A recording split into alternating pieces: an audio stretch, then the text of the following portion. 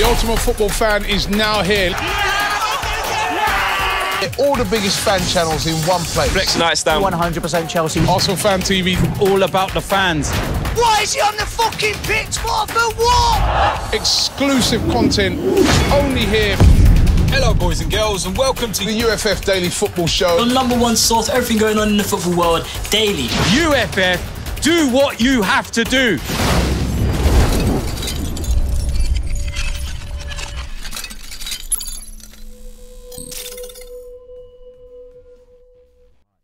Hello, welcome back to FanPark Live. I'm Terry Fluid, joined by Ranty today from Footy Says.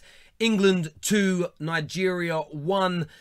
Maybe not as entertaining a second half as we got in the first, but we want to hear your views and opinions, whether you're an England fan of Nigeria, or just watch the game in general, want to give your opinions or views ahead of the forthcoming World Cup. We want to hear from you on 0203 606 0315.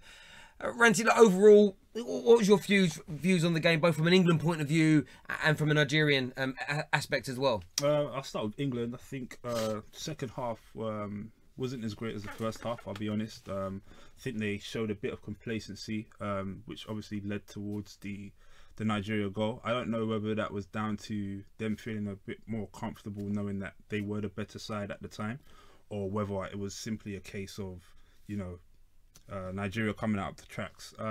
Personally, I think Southgate is going to have to look at how his team respond when they do concede a goal. I would like to see how they respond, especially when they find themselves in those type of predicaments where, you know, they're comfortable, they're leading, and then all of a sudden a 2-1, a two goal deficit turns into a 1 goal deficit. You know, how does the team respond to that? And I didn't think we were shown enough. I know we brought on a few subs, but for me, I thought it was a pretty stellar performance in the second half.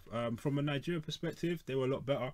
I think the coach realised that they had to respond. I thought Iwobi was a lot more influential in the second half. He was the one that scored the goal, but he also built it up as well. The subs, the Musas, the Iheanachos, he holds up the ball a lot better than Igala. So for me, I think there were signs that Nigeria can play a progressive style of football. I don't think that's going to be enough for them to progress further than England in the tournament, but the signs were promising. I'm sure the people that were at the game would have enjoyed that goal, especially those who have travelled to Wembley today. But yeah, all in all, I was impressed with England in terms of how they approached the game in the first half, but I wasn't that impressed in the second half. I think Southgate will definitely look into that. Yeah, I think so. I think your analysis is spot on. England did well. I mean, they got the victory, which is the most important thing. First half performance was a lot better, but that response, they did go flat after conceding, and they kind of found it hard to get into the game. You give a lot of credit there to Nigeria, up in their tempo, pushing and prodding. But you listened to the commentators throughout the course of the game, and he made a very interesting point that before the Euros in 2016, England beat Portugal.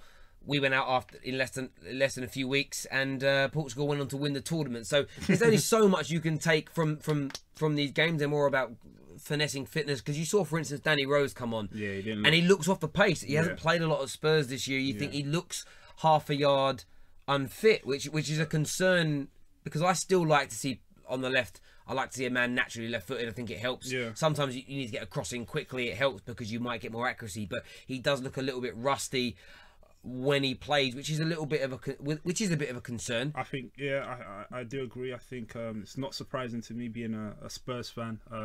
Ben Davies has played a lot more games than Danny Rose this season, or he had played a lot more games than Danny Rose this season, and for me, he hasn't been able to replicate.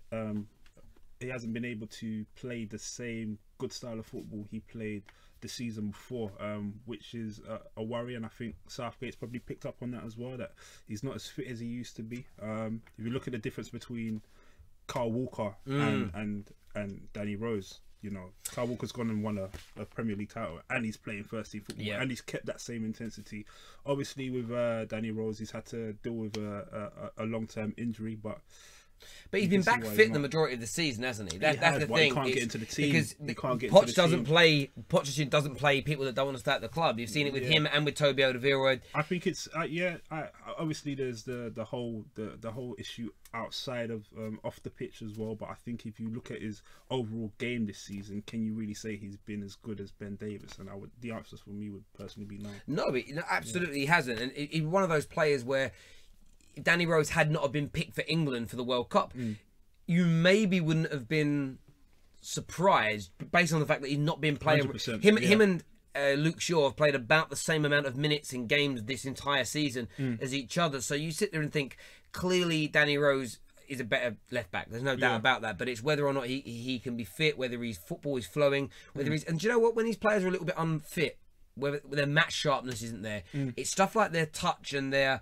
mental speed on the ball that can be impacted, and that's the kind of match fitness that he looks like he's missing, which is unfortunate for him. And we will later on in the show, we're going to touch a little bit we're going to talk Harry Kane later on in the show, because he is the man that a lot of our hopes are being pinned around for this World Cup in terms of scoring the goals and getting them. I'm going to give you my take and my flavour on what I want to happen for him and what I hope the English press and the English sort of fan base don't go and do to Harry Kane should he fail to deliver. Also going to touch a little bit later on why you support who you decide to support. You may be born in England but may not support them. You may have moved to this country when you were younger but don't support England. I really want to hear some people's views and opinions on the country they support and why it differs for many people. And I'd just like to tackle that a little bit. But we're ready to take some of your calls now on England's game versus Nigeria. I believe we have an Arsenal fan on the line that's coming through. Hello, welcome to FanPark Live. What's your name? My name is Shah. Shah? Yeah. Yeah, hello. Yeah, I just want to say, typical England again, fucking shit game. Boring, nothing good about it. And nothing to look forward to for the World Cup. So nothing about the whole 90 minutes today. There was no entertaining factor, no good football, no good movement. You saw nothing. No urgency, no movement, just lack of ideas. Everything was nothing good about it today. Okay, so I mean, look, instantly lack of ideas. We look at the second half, which wasn't as good as the first, no doubt. Lack of ideas. Delph's ball over the top for Rashford's header. That looked like a pretty good idea. And the movement in the first half, I thought was brilliant as well. I thought Sterling in behind. I think we're a bit crap in the final third. Defensively, I think we're there. We were right at the top with all the good teams. So in the final third, it's just like they just have no ideas. Like, at times, yeah, they might be, but that overall, I don't really see. I think they're just so boring to watch. They don't excite me when I watch them, like something like that. Okay. Look, what are you expecting? What are you expecting from this England team? Because you seem disappointed in what you've seen. Like, is there an expectation you have for them going into this World Cup? What's that? I think they'll scrape it through the groups, right? Round 16, and they'll go out. And I wouldn't be surprised by that, because it's just typical England. Every fan gets hyped before the tournament that they'll go on a couple results. Then when it comes to it, they'll bottle it. They'll bottle jobs. Fair enough. Look, appreciate your call. Go on. Can I say one more thing? Yep. I'm telling you, they will regret the decision not to pick Jack Wilshere. They will regret that. Are you an Arsenal fan on the line by any chance? It all makes sense now. It all makes sense now. But not just Jack Wilshere, like anyone, like even Adam Lallana, Wilshere. Do you feel like you're a little bit... Because you're the first person I've heard, whether it be fan or professional pundit, say that defensively we look as good as everybody else, but going forward we don't. Everybody else I've spoken to says going forward's pretty decent. It's defensively where we've got the problems. It feels a little bit Jack Wilshere supporting, a bit salty. Your opinion? No, I can shut the midfield. There's no creativity in the midfield. Like, they're all just passing sideways, so boring. Like, in the World Cup, you're gonna have to need this, and they will regret that. Because look at I think that was more. I think that was more of the case in the second half. They looked pretty attacking in the first half. That's where their 2 goals came. It's like they're all just like 5%, like Jordan Henderson. Like, there's nothing from that. There's nothing. He hasn't got anything about him. He didn't play. Like, do you support England, or do you support Jack Wilshere? I'm confused. I support England. Like, I agree with the Wilshere. Like, I'm not play, angry that they didn't take him, because I understand why they didn't take him. It's like, but then if you understand why they didn't take him, why are they going to regret it? If they had someone like Chamberlain instead, but he's injured. He's injured. Completely, I would agree with it.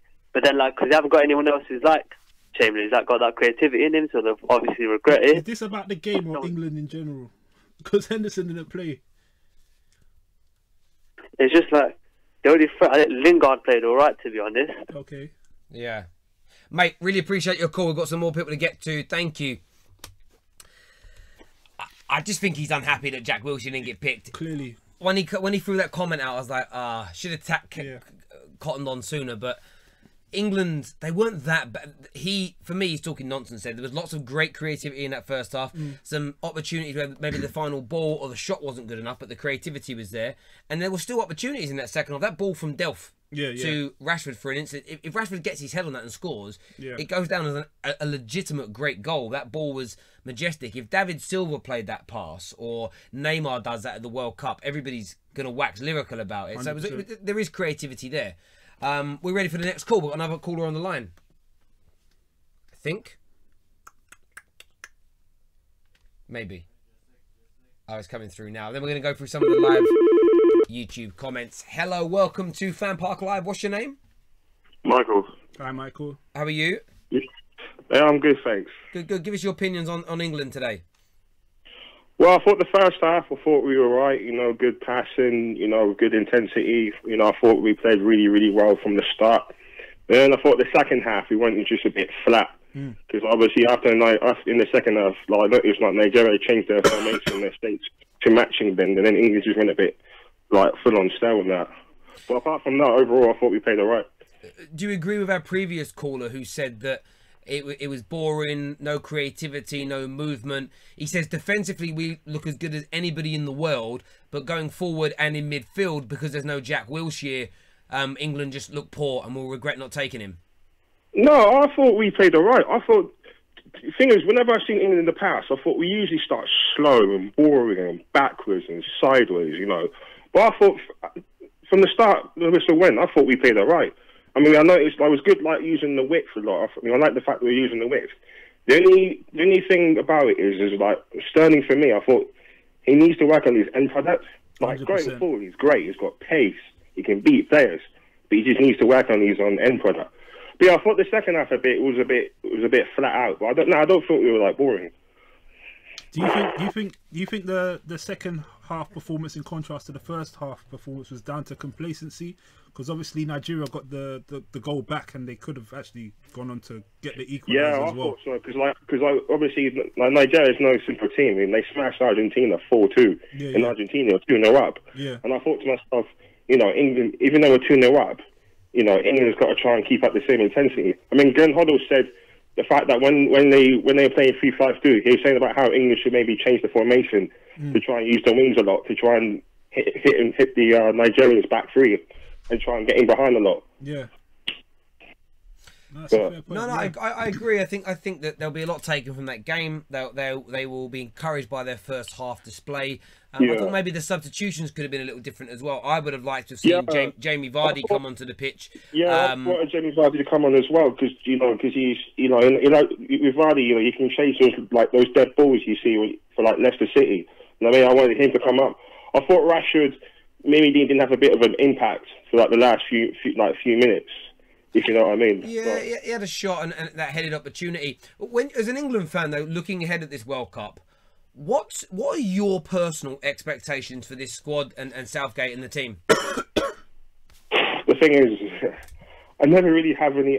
Like, after the Euros, with Iceland getting knocked out, I don't really have much expectations for England. I mean, obviously, I want them to do well in the World Cup, but at the same time, I don't want to get embarrassed like we usually do in the last few tournaments. I mean, if they can get to the quarterfinals, then I think that'll be a good progression from the previous tournament. Yep. And hopefully we don't get like massive embarrassment like we have in the World Cups and the Euros. No, I agree with you there completely, mate. Thank you very much for your call. Really good points. That's all right. Thank you very much. Thanks, man. Cheers, mate. Thank you. Going to go to some of these comments here that have been on YouTube.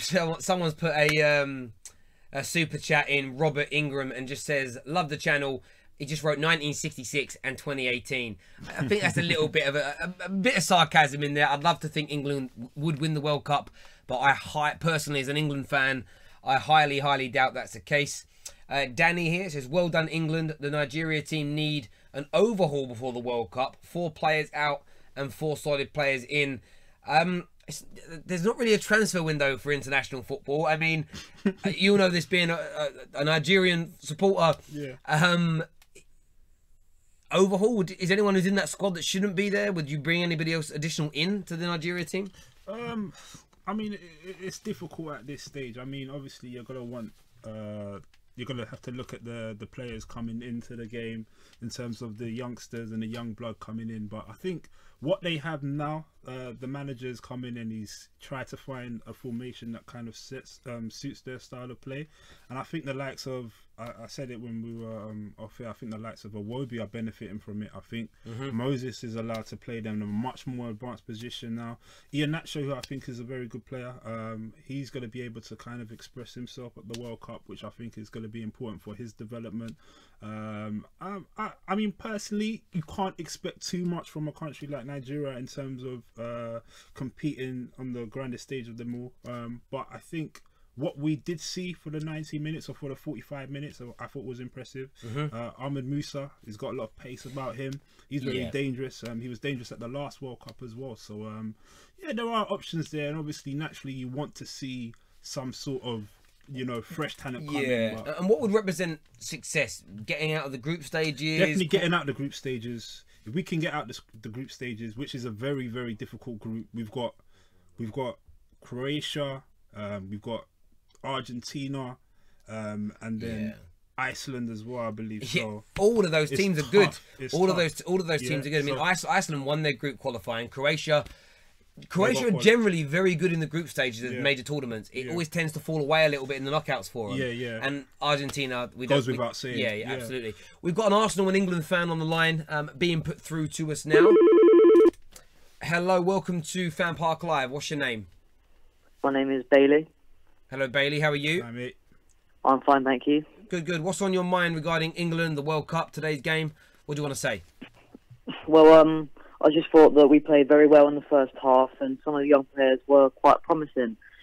But I think where we're lacking this year is our adaptation when it comes to the second half and that. Because I thought that Nigeria did very well when it came to switching their formation and managing to sort of counter how we were playing. Do you think that's down to the personnel? Because Southgate kind of identified what you were saying and he did try and make the changes, but it didn't really seem to make that much of a difference. Do you think that's down to the players, or what do you think that's down to? I think formation helps a lot, because I saw that they switched to having wing backs at the second half, which definitely countered us from down the flanks, and that's kind of sort of how they were attacking most of the second half, getting a lot of corners from that. Yeah. So I think it's not just players that you need to switch out; it's also the formation.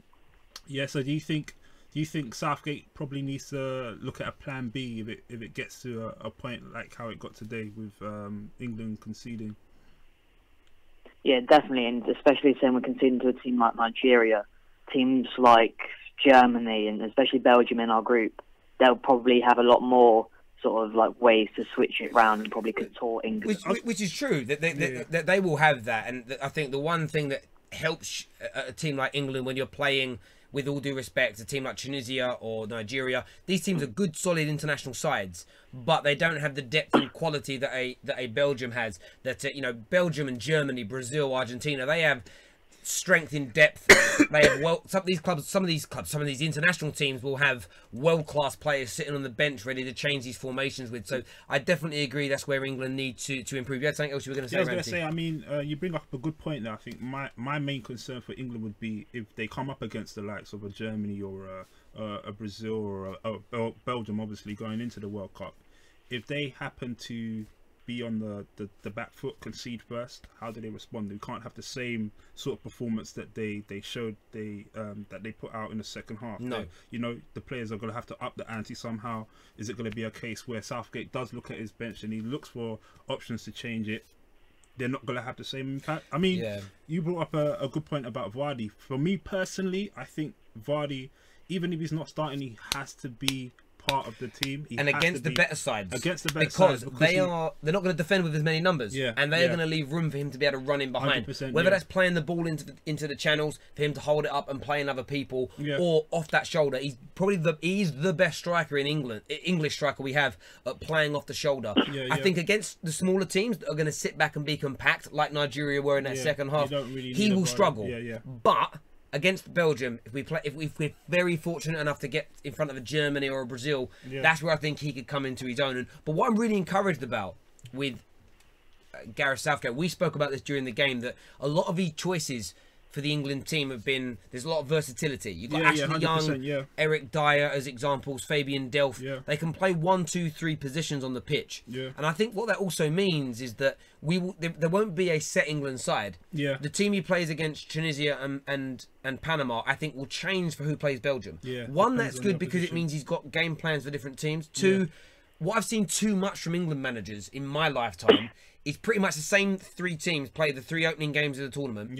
By the time they get to the knockout stages, those players are quite tired.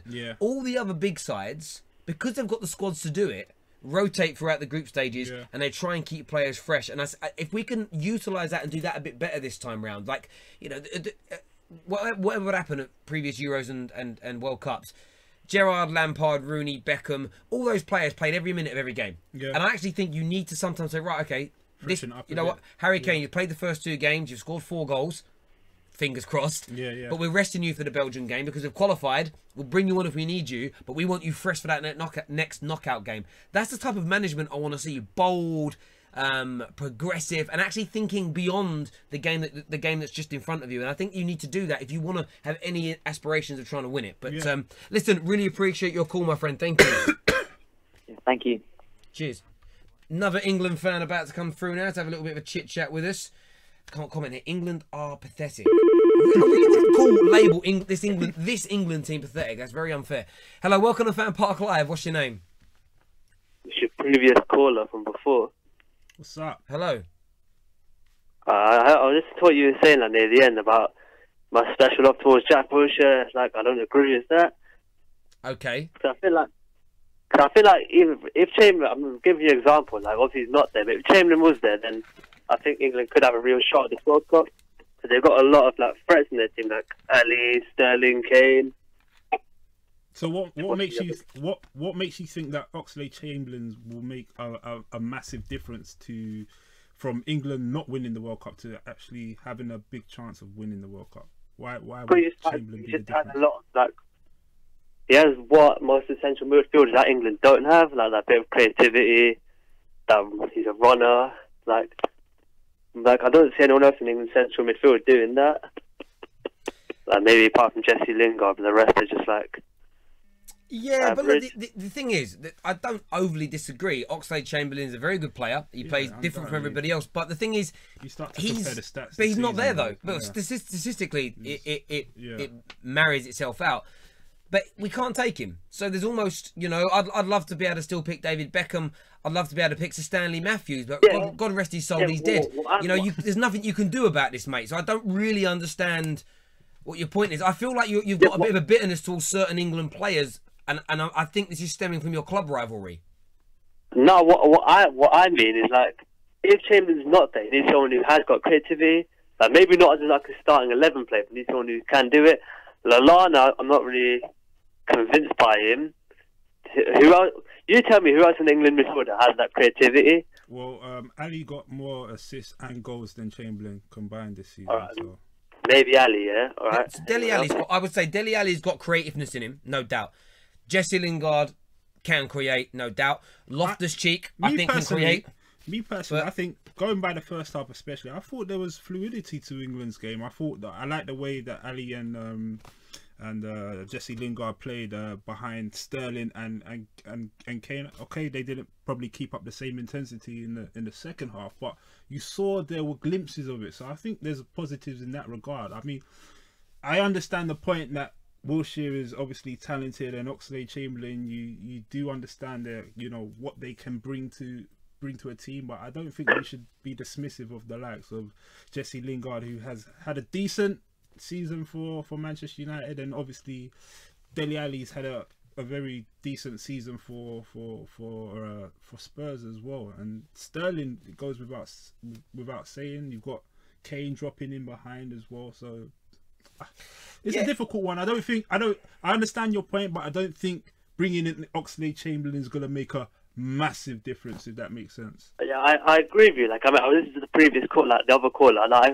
100% agree with what he said. Like, usually England, they always start off slow, but this time they started off very quickly, and I'm pleased by that. It's just like, when you got bigger threats like Belgium coming at you, it's going to be a different story, isn't it? Like, of course it is. But then at the same time, equally, there'll be more space to play in. The way we played in that first half, we counter-attacked quite well, and there was some space to play into. Nigeria, I wouldn't, in that first half, Nigeria were a little bit more open than in the second. There's also the element of, when you play Belgium, when you play these bigger sides, they will give you a bit more time and space to play football, because they want to. They actually want to encourage you to open up so they can.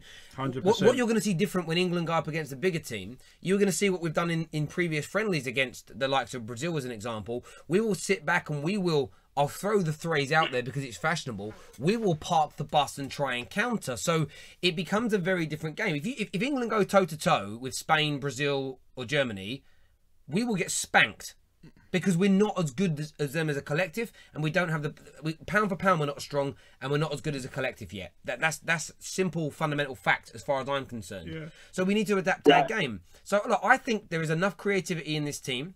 There's enough quality. There's goal scorers. There's good wide men, good crossers of the ball. There is enough quality for us to, if we click and if we perform well, there is enough in this England team to. We won't easily beat Panama and Tunisia, but I think we can beat them. To say it's going to be easy is ridiculous. That should get us through into the knockout stages. It's not FIFA, man. You have to approach each game tactically. I completely agree with that. Just like. I don't really see anything from this attack, though. I'm not encouraged by it. I saw a lot from the attack, even if it was within the first half. I've already said it. Defensively, I think we're up there with everyone else. The defense actually is on point. I won't even lie to you. Going into that tournament, I think if anything is going to get exposed in that tournament, it will be our defense. Yeah. Only because we're playing three at the back. That's just my own personal opinion on that. Because I think it's dangerous to play three at the back in a World Cup where you come up against the likes of Belgium, potentially a Germany or a Brazil who can open you up with ease, with complete ease. Because I admit when Southgate started playing Kyle Walker in the back three, I was having a go at him. It's like, to be honest with you, I think he's got a real gem there, and Kyle Walker's been alright there, to be honest. Mate, really appreciate you coming back on the air. Appreciate your call. Thank you. Cheers. We're going to move this conversation on a little bit. We're going to talk a little bit about Harry Kane now, actually. We spoke about the attacking prowess, and I know you're a Spurs fan as well, so a man very close to your heart. I rate Harry Kane massively. Yeah. I do refer to him as, I think he's the best out-and-out number 9 striker in world football right now. I don't think there is a better one than him. I would trust him one-on-one on goal over any other player in the world, actually. That's how much I rate Harry Kane as a striker. I have massive concerns about him going into this World Cup, though. Not him as an individual. I don't think being captain worries him. I don't think scoring goals is a concern. I think he's confident. Yeah. My issue is, when I've watched England in the last 10 to 15 years, what I have seen is this inability in games, a little bit like the guy said, to create enough opportunities. Right. And we did have a world-class striker when he was younger. He petered out towards the end, but we had a world-class striker and attacker in Wayne Rooney. Yeah. Not for me as prolific a goal scorer as Harry Kane, not as good a finisher, but a very good top-class, world-class at times all-round player. What I hope doesn't happen to Harry Kane in this tournament is that we freeze. Yeah. Don't help create the chances for him. Yeah. And then he walks away with 1 or no goals. And the reason I say that is because Harry Kane right now is the pillar of hope.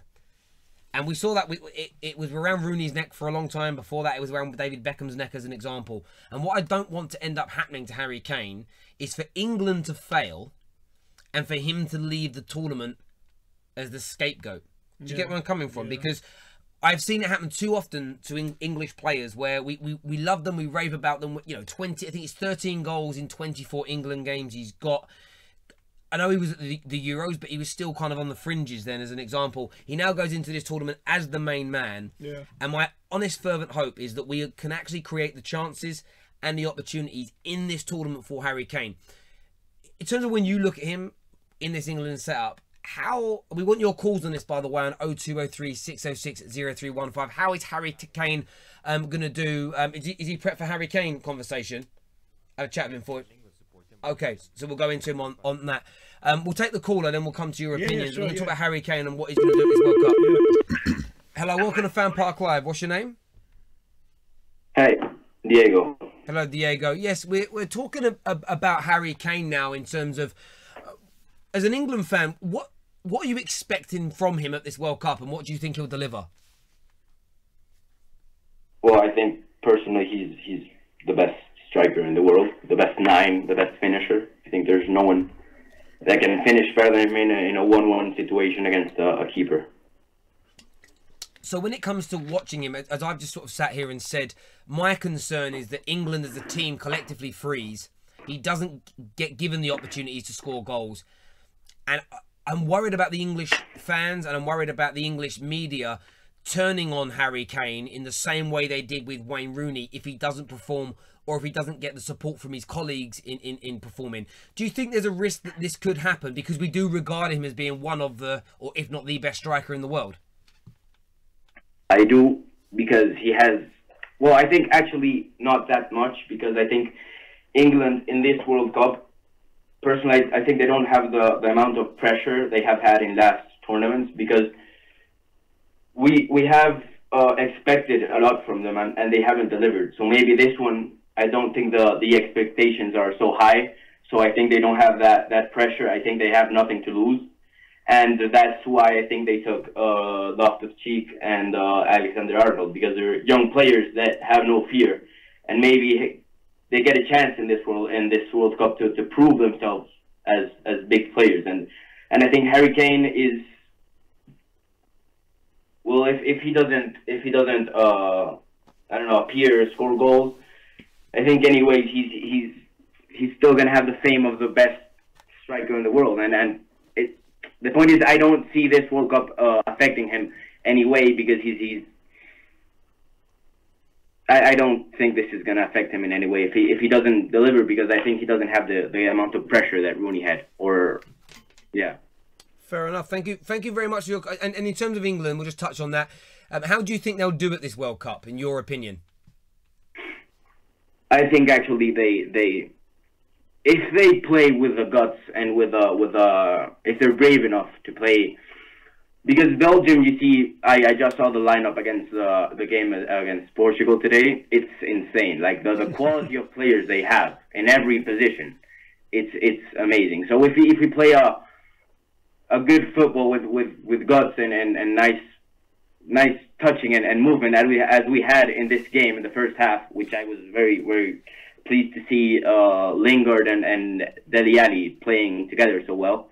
I think we actually have a chance to get further than we have before.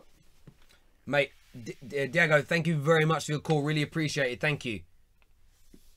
Yeah. Top man. Sorry. So, look, from your point of view, we've touched on Harry Kane here. How do you think he's going to do at this World Cup? I guess it's hard to say, only because I think it depends on the players around him. I think we saw in the first half today that he linked up very well with the likes of Sterling and Dele Alli, who he knows very well as well.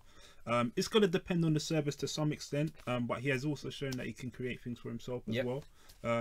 He is going to have to dig deep at the World Cup, because he's not going to have many chances to prove his worth. We already know what he's capable of, but he's not going to have that many chances to prove his worth. And the reason I say that is because you're not playing for your club anymore. You're playing for your country, and you're not going to get the same intensity as you would under Pochettino for Spurs. The problem he had at the Euros for me was he was trying too hard, number one. He was trying to take corners, trying to take free kicks, etc. and all of that. That didn't work out for him. He's going to have to be a lot more smarter, and I think being given the responsibility of being a captain is going to help a lot. There's going to be times where he doesn't have to go for goal. There's going to be times where his team are going to need him to drop deep so other people can be effective in games. It's not just going to essentially be about him scoring. We know what Harry Kane is capable of doing. We know what he's capable of doing, but he is going to have to show an element of maturity which his team are going to have to rely on a lot. Of course, we're going to want him to get the goals. We want him to be on the end of things, but it's not always going to work out for him. It's about how he responds to that. Yeah, and I think how he responds to it's important, of course. Yeah. But I think the way the fans and the media do it, because I often feel there's not as much pressure on this England squad as the previous 3 or 4 World Cups, for instance, we've gone to. And Rooney's been the man. You know, he burst onto the scene at 15, and he was going to be Pele. He was going to make England win a World Cup. And what I'm happy with is that we're not saying that about Harry Kane. He's going to make us win a World Cup, because I don't want to see us destroy another top talent by burdening them with pressure and then throwing him off the edge of a cliff if he only walks away with 1 goal. And I do worry, because the English press love to do that. And English fans, especially if they're Gooners or they don't really like Spurs. Liverpool fans might go for him this year because there's been that beef this year. I think they do that in this country. No, I agree. I think for Harry Kane, I think we live in an era now where, you know, social media is so predominant, and a lot of people now, they have affiliation with their clubs. So regardless of who the player represents for his country, if he plays for an opposing team, you want him to do bad to some extent.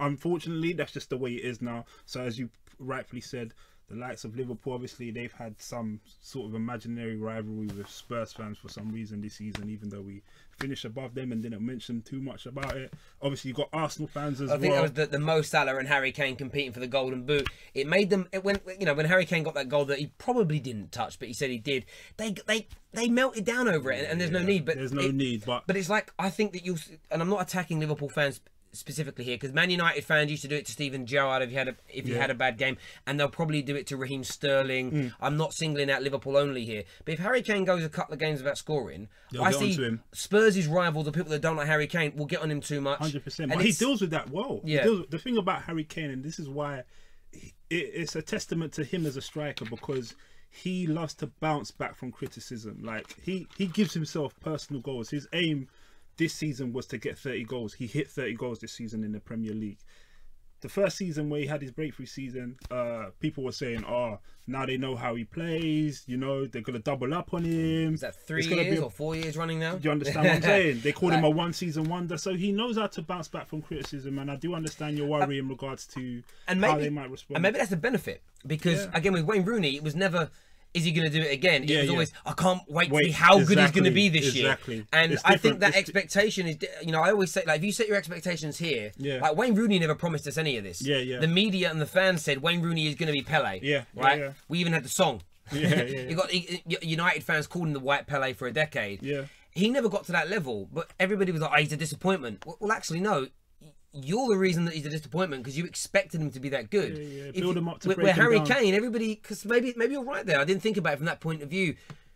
Everyone expects Harry Kane to suddenly, for 4 years now, everyone's expected Harry Kane to fade away and just walk off into the sunset and be a bit of a flop. And he hasn't done that. Good point. Make no mistake about it. He'll go into this World Cup knowing what people or his doubters are expecting of him at this tournament, because he didn't do. We all know that he didn't do well at the Euros, but I think he'll go into this tournament. I think he'll do really well, not just from an individual, standpoint, but from a team perspective as well. Captain level as leader. A captain, as a leader, I think he is going to set an example for England. I don't expect them to go far, but I think that's another reason why Southgate is giving him the captaincy. He's only 24, but he's seen him grow as a player. He's seen him from when he was young. He's seen him develop. We've all seen him develop, and he's given him that responsibility, and I think he's gonna respond well to it personally. Good points there. We've got a call here from is it England fan? Nigeria.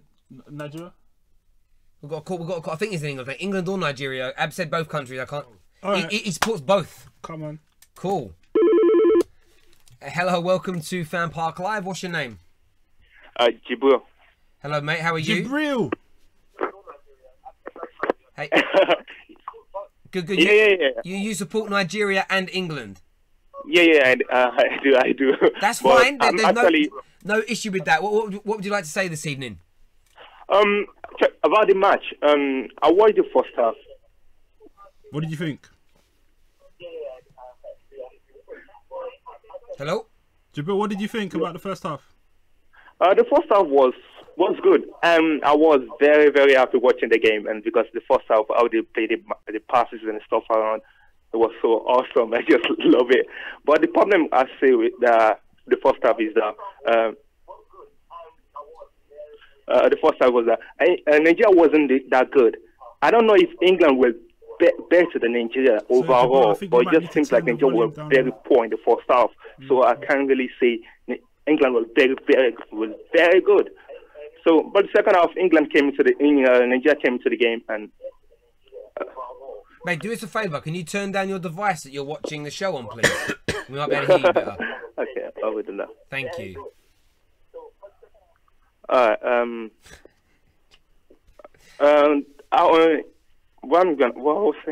was I saying anyway?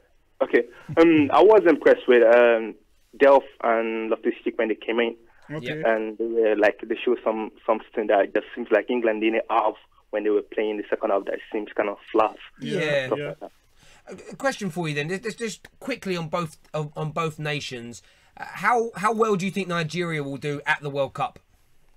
I don't know much about Nigerian squad because I haven't been following Nigeria for a long time now. So I just recently looked at the World Cup squad and I was like, oh, I knew this guy, and oh, I know the name. Look, I didn't know enough about them, but I followed England squad a lot, and I watched Premier League, so I know a lot about them. So I don't know much about Nigerian squad. It's I knew that some of them did well in the under-20s and the 17s World Cup and stuff like that. So I don't know enough about it. So I think the group is kind of tough. If they get out of the group stage, I'll be happy about it. Okay. I think that's an achievement alone, because yeah. you look at that group, you look at Argentina, you look at Iceland, you look at Croatia, Nigeria. On paper, you're probably saying Nigeria finished fourth. So if Nigeria can get out of that group, and it has been called the group of death, I think, out of all the groups, if Nigeria can get out of that group unscathed, then they've done well, personally. Absolutely. Yeah. And how about England? What would your expectations be for this young, inexperienced England side? If I want to be optimistic, I would say we should win it. But I'd love to think that, but I can't see it. I can't see it. I know. But you have to believe in something. You have to believe in it a bit. Do you still believe in Santa Claus as well, mate? No. Mate, really appreciate your call. Thank you very much for coming on the air tonight.